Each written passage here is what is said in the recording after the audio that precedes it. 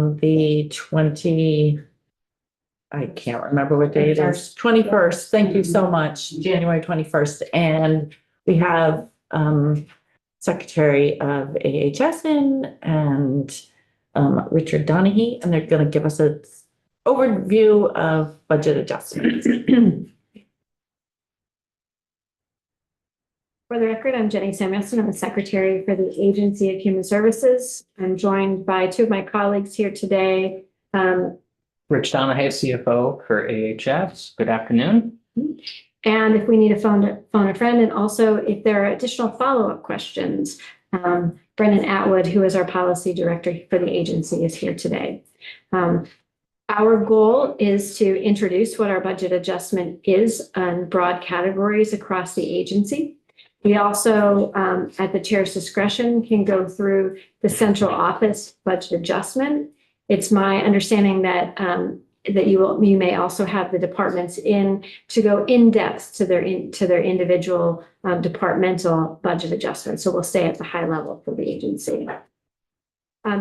As a reorientation, and for those of you who are new, I'm glad to meet you. We have the Agency of Human Services is the largest agency in state government.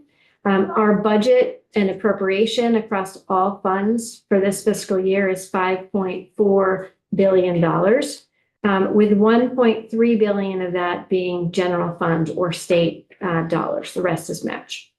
The proposed budget adjustment for this year is $29.1 million. And as just a general orientation, the Agency of Human Services consists of the Secretary's Office, which includes healthcare reform, and 6 departments: the Departments for Disabilities, Aging, and Independent Living, Department for Children and Families, the Department for Corrections, which is unique to Vermont and allows us to really ground in our values of rehabilitation, the Department for Health, the Department of Vermont Health Access. And individuals often think of the Department for Vermont Health Access as our Medicaid agency, but I want to make sure that folks really have a clear understanding. The Medicaid covers across almost all of our departments, as each of the departments typically manages a portion of our Medicaid program. I think that is particularly important for us to point out the role of the Department for Disabilities, Aging, and Independent Living, and the Department of Mental Health in the managing the Medicaid budget. And lastly, we have the Department of Mental Health. So broadly, the Agency of Human Services budget adjustment this year crosses a set of categories. They include caseload and utilization adjustments. And for caseload and utilization, every year across agency programs, we typically predict the number of people for our entitlement programs who will be enrolled in the program, and that is the caseload. And then how much service they will use within the context of their programs. And so at budget adjustment, we true that up based on where we are in the middle of the year. A good example of that is Medicaid. What we have seen in this past year is that the caseload, as we predicted it, is following predictions, but utilization of healthcare services is up. And that is what is causing the caseload and utilization pressure. And Rich will go through in detail for each of the caseload and utilization pressures and summary what we are seeing. In addition to that, we have the ACO settlement. For those of you who have been here for a few years, the Accountable Care Organization provides fixed prospective payments for hospitals in the state of Vermont. We predict at the beginning of the year how much that will be. And this year we have been about 99% accurate. And so this year's ACO settlement, or ACO at the end of the year where we do a true up, is accurate. But what changed is the actual makeup of the individuals who were in the program. So as we were doing over the last several years, we suspended determination for Medicaid, so enrollment for individuals and re-enrollment for individuals. So for the last year, as we were doing redetermination, what we identified is we had more children more adults who were classified as children attributed to the ACO. And the prospective payment for adults is higher than that for children. And so what you see here is that we are truing up the number of adults that we had were counted as children in the original estimates. And so it's different than the true up from the last couple of years. We also have our traditional ADS, or Agency of Digital Services. Every year, the agency uses has an agreement with the Agency of Digital Services for the services that the agency will use, and this is the true up from that. For Act 167, Act 167, as a reminder, was an act where there were many different things in it, but one of the things was to determine what services changes would need to happen in order to sustain hospitals at the local level. Green Mountain Care Board did a study. Many of you have heard of that as the Oliver Wyman study. And then it is the Agency of Human Services through the healthcare reforms responsibility to now work with our healthcare providers to evaluate that study and then to determine how to adjust their services in order to continue to both be sustainable as healthcare providers and to make sure that Vermonters still have access to the services that they need and that those services are high quality. And so you see us, now that we have an understanding of what those changes are, you see us requesting funding in order to have the appropriate knowledge and foundational base with contractors to support the hospitals in doing that feasibility assessment and making plans at what makes sense to move forward. Woody? So you're gonna need an additional 2 million Yes. for your plans going ahead for transformation. Yeah. And we're going to approach it, Representative, where we're going to be working hand in hand with the hospitals. And in this case, we've identified with the hospitals that what would be helpful for them is to have individuals who understand the finances, the clinical elements in a hospital to a deep extent, and also have experience, not just identifying, broad swaths of ideas of what to change, but deep experience in helping organizations change. And particularly our smaller hospitals have asked for consultants to do that and consultants to help work across the boundaries of hospitals to determine what's necessary in areas. So yes, the request is for $2 million to continue that work in deep collaboration with our hospitals and local communities. Leslie, just to make sure I understand, so the $2 million is on top of an already appropriated amount? There was limited funds that were appropriated for this particular purpose. Okay. And so this actually provides the funding as a follow-up from 167. Mm-hmm. The original appropriation included funding to do the study, but it didn't include the funding to actually make the changes. Great, thank you. So this is new. Yes, just one more question. Do you think you're done with your planning by the end of 2026?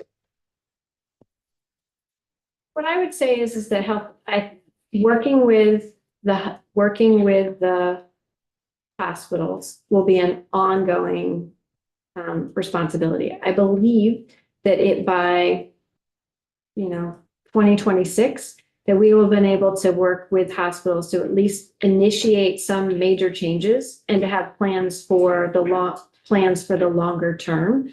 I think that there are two ways that folks approach transformation. I'm going to use an IT term.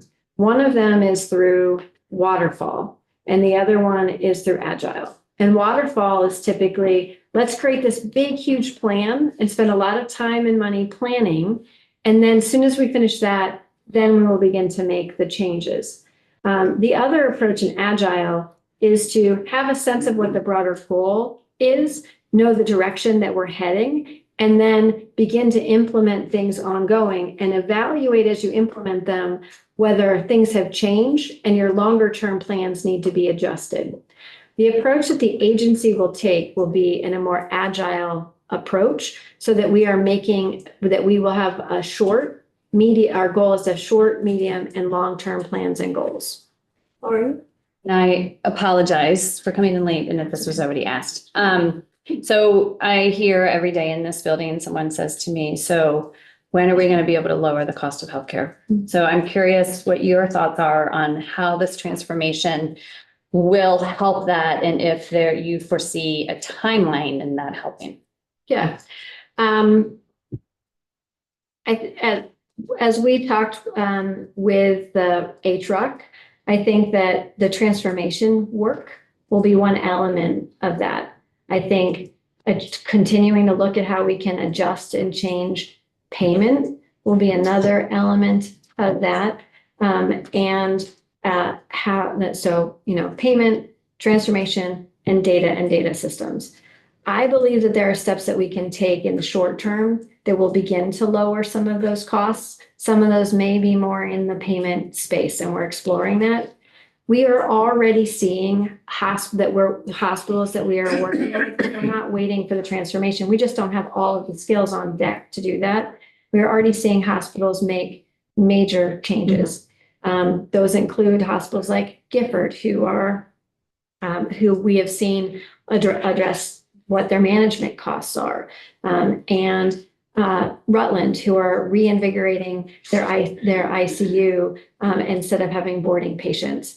It will be a long-term process, though. Our goal is to try to maintain those costs, but I do think that there are some things that we will do in the short term that will help to begin to address costs, but it's not going to be we didn't get here overnight. Right. We're not going to fix this overnight. There's not one silver bullet. Okay, thank you. Top right. Could you define global budget for us? Yeah, so a global budget is exactly what it sounds like. It provides a hospital or a healthcare entity or any entity with an upfront payment and a budget that covers all of the services to keep their organization going. But I wonder if you, Representative, could give me more context of your question, and then I can. Could you tell me what the global budget includes? I see Medicaid in here. Yep. Is it what, in terms of what you can do in your long-term goals? So folks may be aware, one of the things that we have been negotiating with the Center for Medicaid and Medicare is the AHEAD model. The AHEAD model is a multi-payer global budget model. That would mean for hospitals. So for hospitals, it would mean that a hospital would get a fixed payment. Typically in budgets, we're talking about a fixed prospective payment. So it's not based on the fee for service. The goal with that model is to have it be across Medicaid, Medicare, and commercial insurers. Now, it will unlikely be fully comprehensive, and because at the federal level, there are plans that are self-insured, ERISA plans, in which we don't have the full authority to compel them to participate.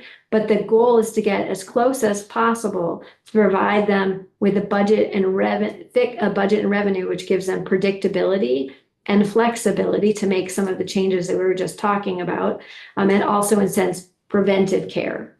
From Medicaid, it's very much like what we've been doing through the ACO for the last few years as we've slowly added more and more people. And that is a global budget for just Medicaid, but that does not, and for the Medicaid members, that doesn't address the whole budget for a hospital. And so our goal to be making it multi-insurer is to address a higher percentage of a budget for a hospital or an entity or an organization.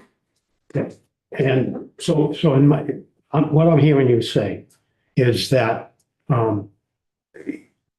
everything that's not covered by ERISA or any of those programs that we can't touch, that we can have no authority at all over, that this AHEAD program is going to cover everything It would be. except those ones that you mentioned. So The goal is over time. And so the head model, which was just for everyone's grounding, we signed the agreement with the Centers for Medicaid and Medicare on Friday. There are 3 signatories, including the Green Mountain Care Board, the Agency of Human Services, and the governor.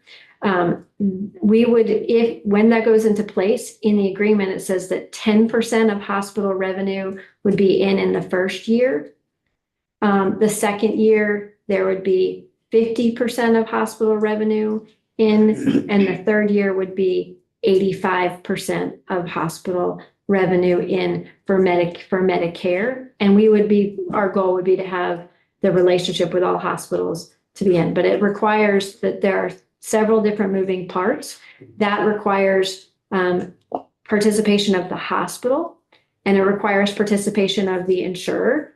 And whether that is voluntary or mandatory is one of the questions that we will have to answer as a group going forward, and will determine the percentage of the hospital's revenue and the percentage of Vermont's total cost of care that is under a global budget. And so what you're talking about is private insurance, right?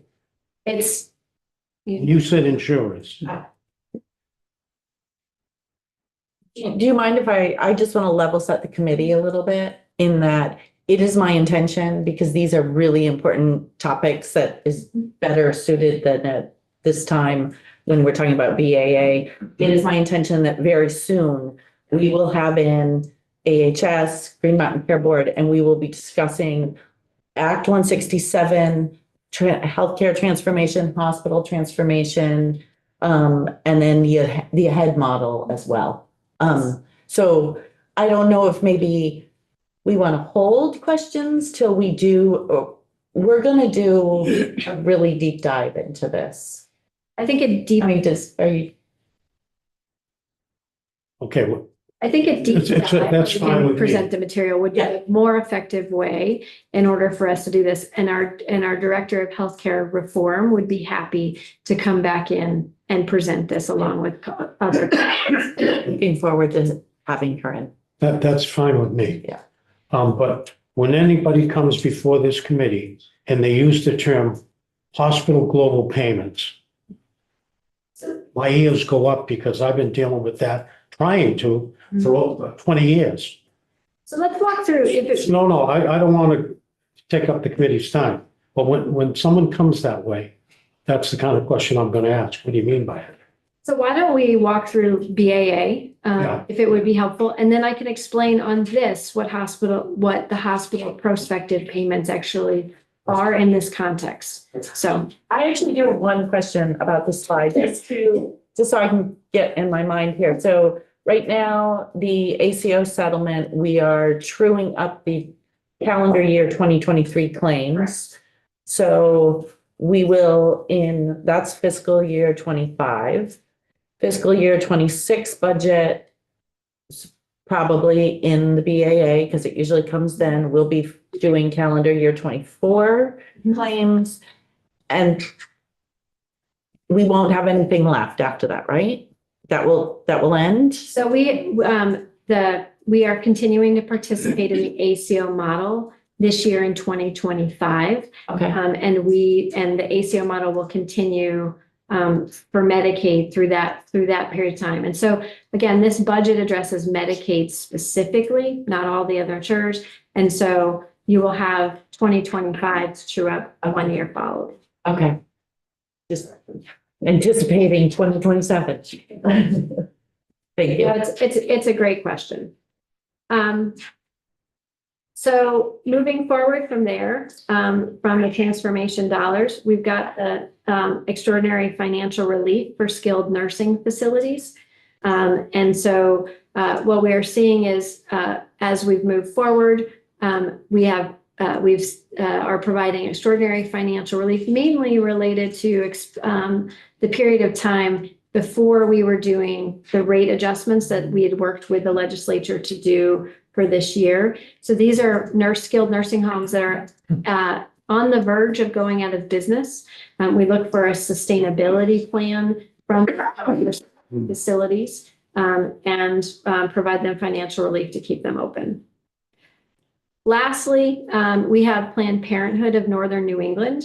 In Planned Parenthood for Northern New England, we are providing them with funding this year to assist them with purchase of medication and inventory management as they go forward.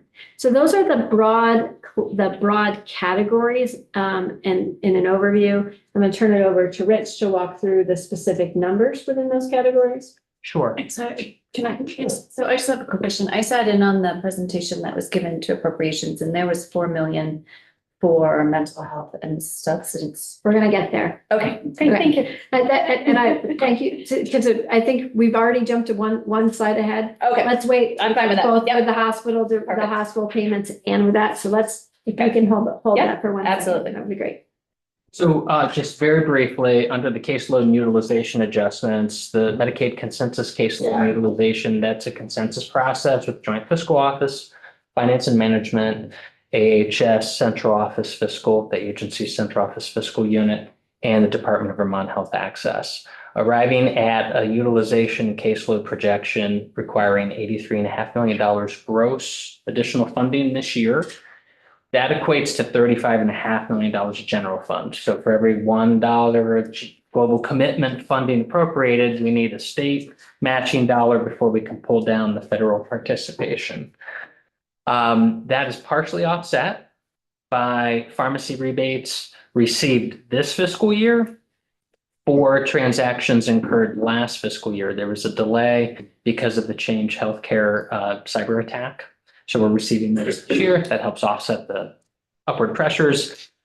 We also worked with the Joint Fiscal Office on the Child Care Financial Aid Assistance Participation Program that requires a $13.1 million decrease in general fund just this year based on the uptake of those enhanced subsidies. And the Secretary mentioned the nursing home bed day utilization briefly. We're just seeing a return to pre-pandemic utilization numbers for our nursing home facilities in the state. And that requires $24.5 million gross increase or $10.4 million of general fund. And then within the Department of Mental Health, there's a caseload and utilization funding need of $1.9 million gross for private non-medical institution payments. That's just a little bit more context for the caseload and utilization adjustments. And unless there are questions, we can Move on. go to the one-time appropriations. No, does anyone have any questions? So to get to the two questions that have already been asked, hospital global payments. The Agency of Human Services with our Medicaid program has been working towards hospital global payments. In this case, we have 5 hospitals who are getting prospective payments for the majority of the population, Medicaid population that they serve.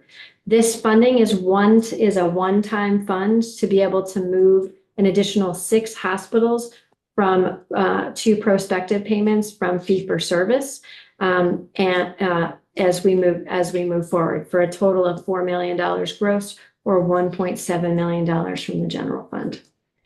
And this is the administration of it, not the actual payment. So this is the actual payment. So the currently hospitals are on payments that are retrospective. There's a cash flow issue when we move them to prospective payments.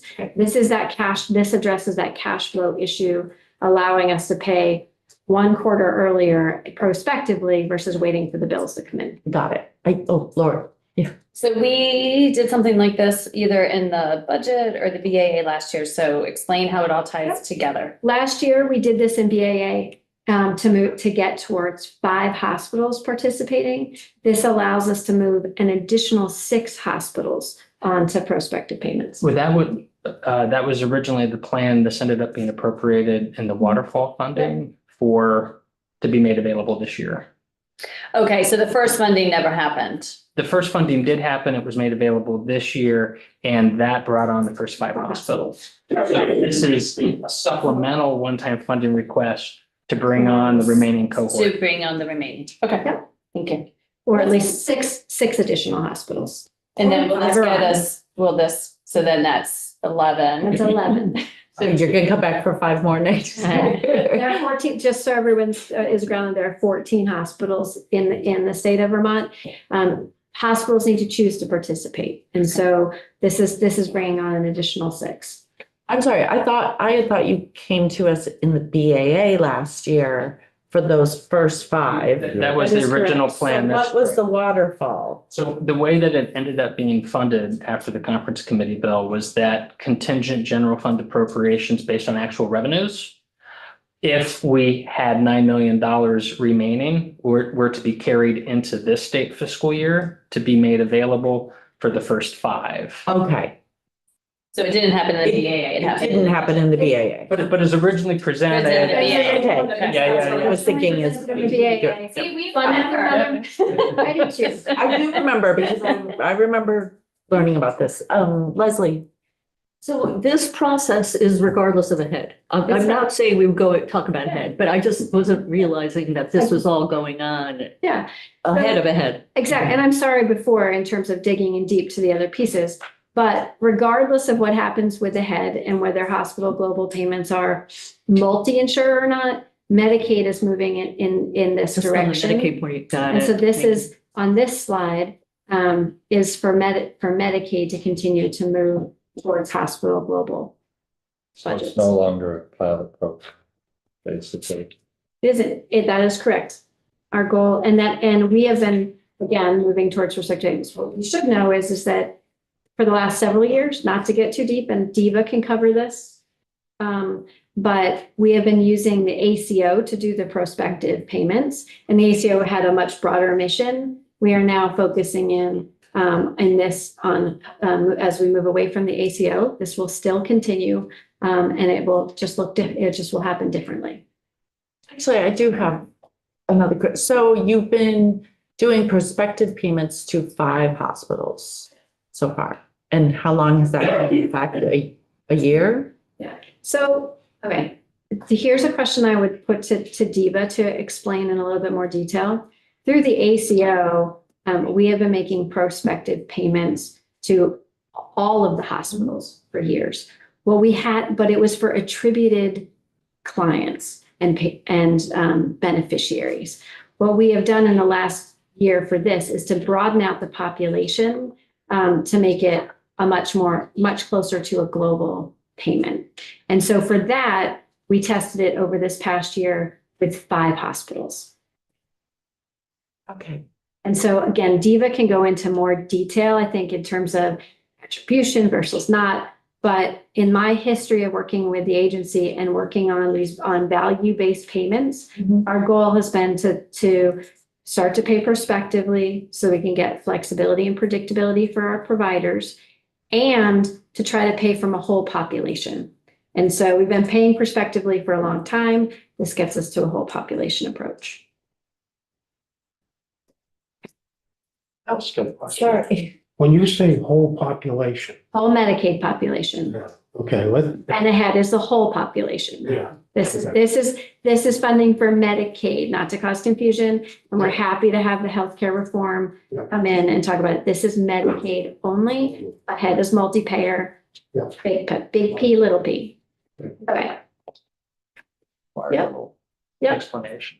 So you had asked a question a few minutes ago about mental health providers. We know that take a step back. You saw on the previous slide that we do emergency financial relief for skilled nursing facilities. We also do them for private non-medical institutions. Everyone asks, what's a PNMI? A PNMI typically in Vermont is a residential mental health treatment center for youth. That's a PNMI. There is a mechanism to do extraordinary financial relief for them.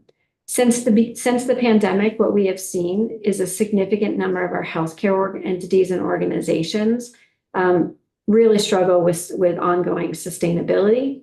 For many of them, it's meant a moment to catch up, and that's the extraordinary financial relief, create a sustainability plan, and then move forward.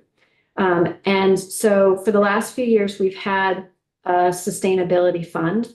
This year, we are asking for a sustainability fund, and that this broader language would cover the breadth of healthcare organizations that we don't already have extraordinary financial relief. We anticipate that being our substance use residential treatment providers. We've got several federally qualified health centers, primary care providers who are struggling and are working on sustainability plans with us, and potentially mental health residential treatment providers. And so this language reflects the flexibility for the agency to be able to financially do that extraordinary financial relief. And we're requesting $10 million. Yes.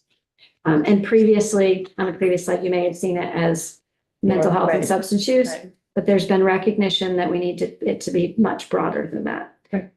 It's been very helpful in the last few years to be able to provide that stability.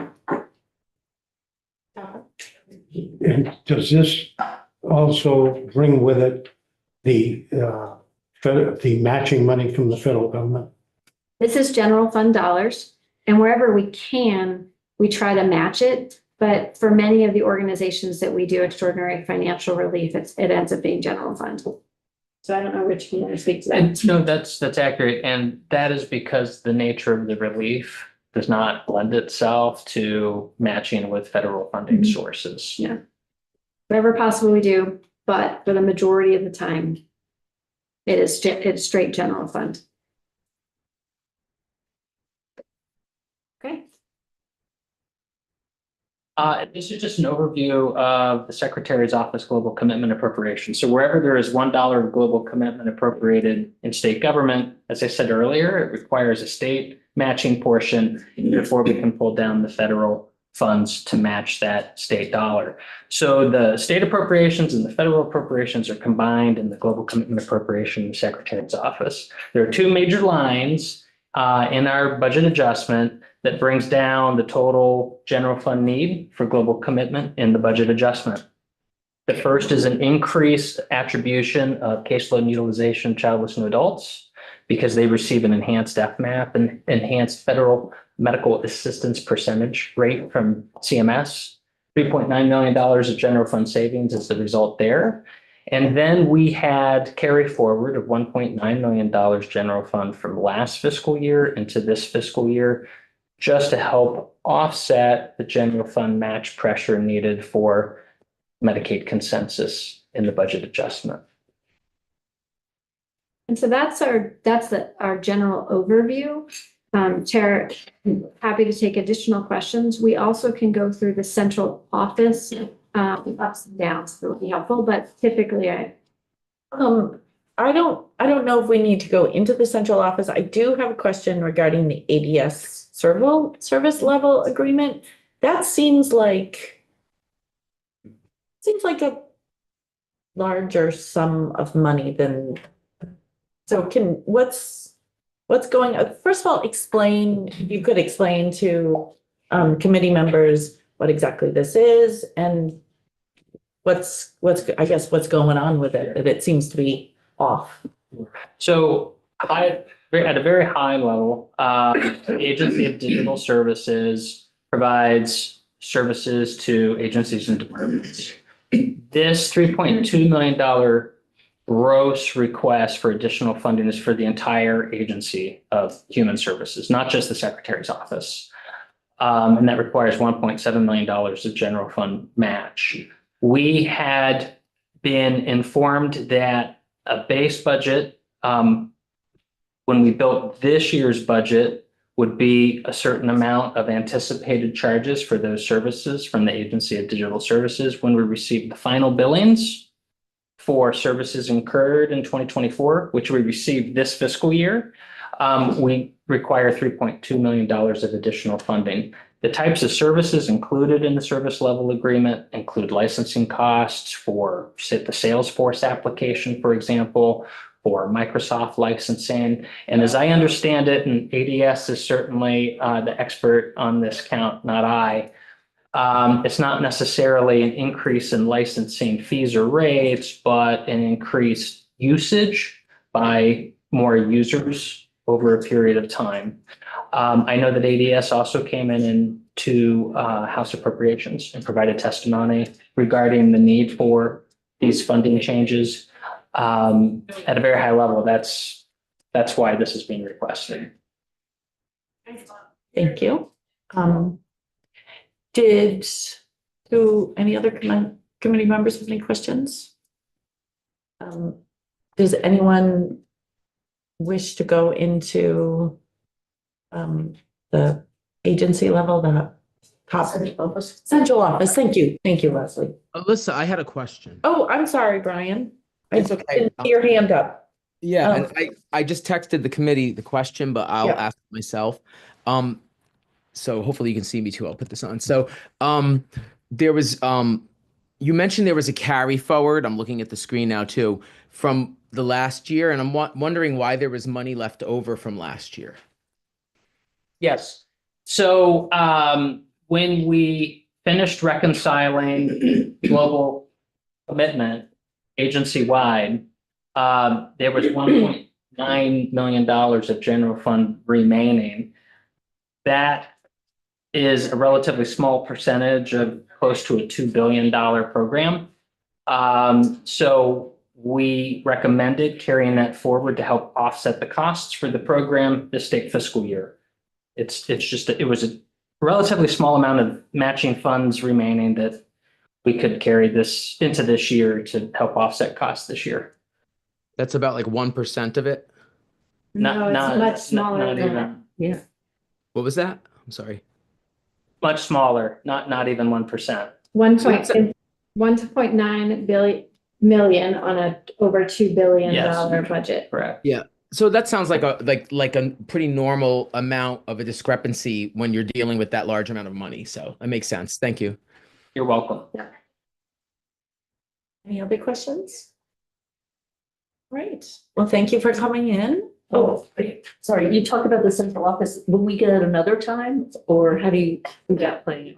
For BAA, Yeah, I do not anticipate that we will. okay. If you have questions about central office and the BAA and the budget, or not the budget, but the BAA, then now would be your time to ask. I didn't know if that's what you were referring to.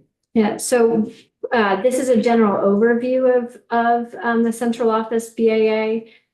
Most of what we have are caseload and utilization and other usual adjustments. We're happy to walk through those, Chair, if you prefer, or Well, we have DIVA and we have DMH and we also have VDH coming in. So, on the department levels, we can. All right. Thank you. Thank you. Thank you.